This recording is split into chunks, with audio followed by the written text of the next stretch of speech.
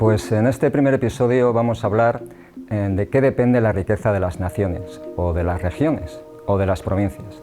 Hay que decir que desde un principio los economistas se preocuparon de ese tema. De hecho, Adam Smith, que fue el primer gran economista, hace casi 250 años, en el año 1776, escribió su libro La riqueza de las naciones, intentando reflexionar qué es lo que podía explicar que el Reino Unido o Países Bajos fueran más ricos que los demás países. Entonces, vamos a pensar en ello. ¿De qué depende la riqueza de un país? Podríamos pensar que esa riqueza depende del dinero que exista en ese país, que cuanto más dinero, más riqueza. Pero no es cierto, porque aunque haya más dinero, si no aumenta la capacidad productiva de ese país, lo único que va a generar es más inflación, que suban los precios. Y de hecho, hay muchísimos ejemplos a lo largo de la historia. Nos podríamos remontar al siglo XVI, cuando España traía de sus colonias en las Américas esos galeones cargados de oro y plata, pensando que de esa forma nuestro país iba a ser más rico, y para nada.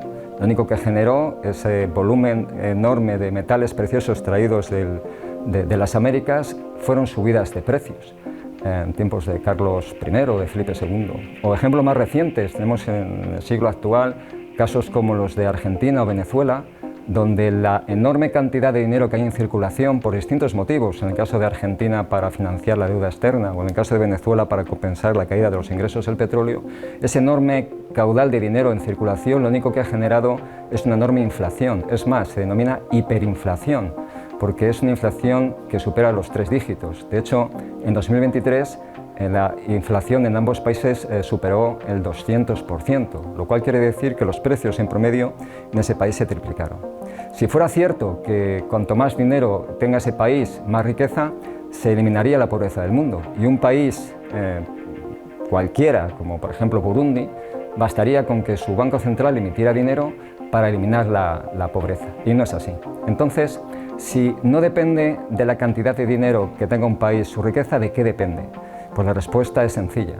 La riqueza de un país, o de una región, o de una provincia, depende de su capacidad de producción. Cuanto más produzca, mayor será el nivel de renta de sus habitantes. Si ponemos el ejemplo de una empresa, cuanto mayor sea su producción, más ingresos tiene, más dinero tiene para retribuir a los trabajadores, para retribuir a los propietarios de capital, para pagar a los proveedores. Por tanto, es evidente que cuanto mayor sea su capacidad de producción, más riqueza. Y la cuestión que nos ocupa ahora es cómo se puede medir esa capacidad de producción. Pues hay un término que será conocido por todos ustedes y que es el Producto Interior Bruto, el PIB. Cuanto mayor sea el Producto Interior Bruto de un país, mayor será su nivel de riqueza y mayor será su nivel de renta. En el caso de España, ¿cuánto de ricos somos? Pues en el caso de España, ¿cuánto de ricos somos? Tenemos en el último año que tenemos datos, el año 2023, la riqueza, es decir, el Producto Interior Bruto, fue de casi 1 billón con B de euros. ¿Y eso es mucho o es poco? Pues es bastante, pero por decirlo en términos comparativos, Francia tiene el doble y Alemania tiene el triple. ¿Y Castilla y León? Pues Castilla y León en 2022 tuvo un Producto Interior Bruto, es decir, una riqueza de 64.000 millones de euros, que es menos del 5% de lo que se produjo en España en ese año.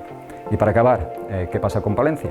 Pues en Palencia el Producto Interior Bruto fueron algo más de 4.300 millones de euros, aproximadamente el 7% de Castilla y León. Por tanto, y resumiendo, ¿de qué depende que un país o de una región o una provincia sea más o menos rica? Pues no depende del dinero que haya en circulación, sino que depende de su capacidad productiva, la cual se mide a través del Producto Interior Bruto.